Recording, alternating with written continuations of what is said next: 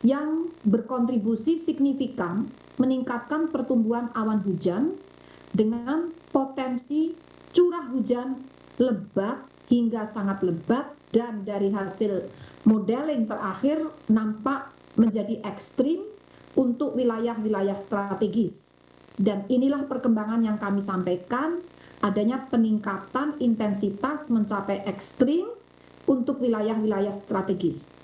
Kemudian dipantaunya pusat tekanan rendah di Australia yang dapat membentuk daerah pertemuan angin di sekitar wilayah Indonesia bagian selatan ekuator yang dapat meningkatkan potensi pertumbuhan awan hujan signifikan di sekitar wilayah yang dilewatinya, mulai dari Jawa hingga Nusa Tenggara. Dan yang terakhir, sementara itu fenomena seruakan udara dingin dari dataran tinggi Tibet dan arus lintas ekuatorial dalam beberapa hari terakhir masih terus aktif terjadi, walaupun intensitasnya mulai melemah dibandingkan beberapa hari lalu. Meskipun demikian, kondisi tersebut masih dapat berkontribusi terhadap peningkatan pertumbuhan awan hujan di wilayah Indonesia bagian barat dan selatan ekuator. Berdasarkan hasil analisis dinamika atmosfer dan pemodelan cuaca secara numeris, akhirnya BMKG memperkirakan adanya potensi peningkatan curah hujan mulai tanggal 30 hingga 31 Desember di beberapa wilayah di Indonesia. Saya persilakan gambarnya ya. Ini kita lihat, coba dilihat di gambar ta sebelah kiri bawah. Mungkin bisa dinaikkan dikit biar kelihatan. Ibu bapak yang saya hormati, itu petanya bisa dikelihat. Nah, oke. Dari peta ini ibu bapak perlu mewaspadai yang warnanya merah. Harusnya kewaspadaan mulai dilakukan ketika warnanya kuning, apalagi berkembang menjadi orange merah, dan yang paling parah itu yang berwarna pink. Yang berwarna pink itu adalah menunjukkan curah hujan dengan intensitas bisa melampaui 150 mm dalam waktu 1 hari. Jadi yang warnanya pink itu kan terlihat ada di wilayah sebagian DKI dan juga di bagian utara Jawa Barat, memanjang ke timur masuk sampai ke Laut Jawa ini. Jadi Laut Jawa ini masih pink ya. Jadi di situ masih akan terjadi hujan lebat, angin kencang dan gelombang tinggi, bahkan banjir rob masih akan terjadi.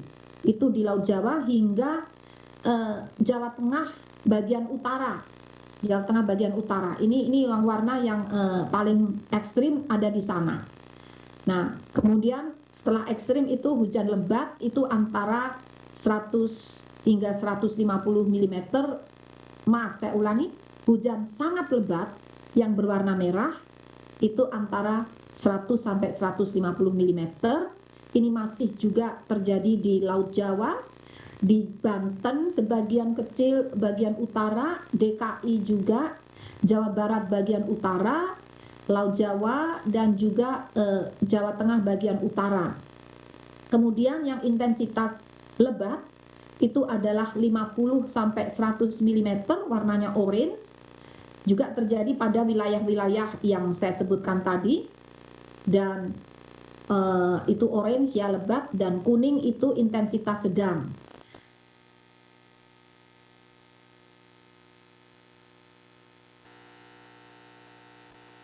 Nah, untuk area di Jawa lainnya, terutama di selatan ya, selatan itu kebanyakan hijau ya.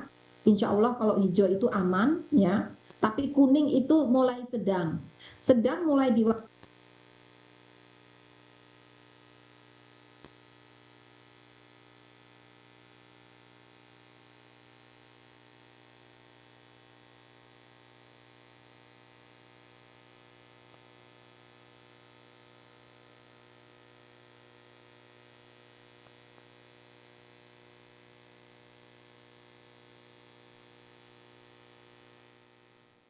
Ya itu dia saudara keterangan dari Kepala BMKG Dwi Korita yang menyatakan bahwa perakiraan curah hujan Pulau Jawa pada tanggal 30 hingga 31 Desember 2022 akan terjadi peningkatan curah hujan.